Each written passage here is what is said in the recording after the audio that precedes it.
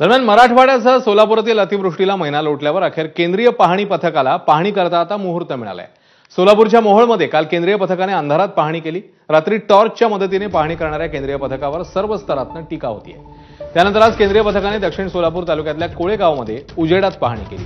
हत्तूर गावातल्या आनंदनगर तांडा या ठिकाणचा संपूर्ण रस्ता वाहून गेलाय। याचा आढावा केंद्रीय पथकाकडून घेण्यात आला। यानंतर केंद्रीय पथकाने सीना नदीच्या काठावर वसलेल्या दक्षिण सोलापुरातल्या वडबाळ गावामध्ये ही पाहणी केली।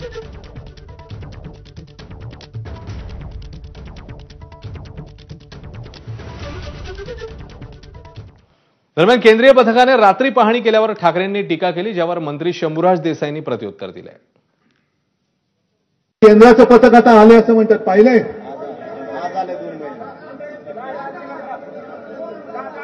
ओम दादा आला तर म्हणूनच विचारलं, पण केंद्राचं पथक आलंय? आता मी फोटो बघितले, रात्रीचे फिरतात टॉर्च घेऊन केंद्राचं पथक। नुकसान कुठे झालं, नुकसान कुठे झालं? आणि 2 ते 3 दिवसाचा केंद्रीय पथकाचा दौरा आहे। 2-3 दिवसात काय कळणार? आणि इतक्या दिवसांनी म्हणजे मग गावोगावी बोर्ड लावा, जिकडे केंद्राचं पथक येणार नाही तिकडे बोर्ड लावा, केंद्राचं पथक दाखवा आणि 100 रुपये मिळवा। 3 दिवस ते पूर्ण मराठवाड्यामध्ये पथक थांबणार आहे।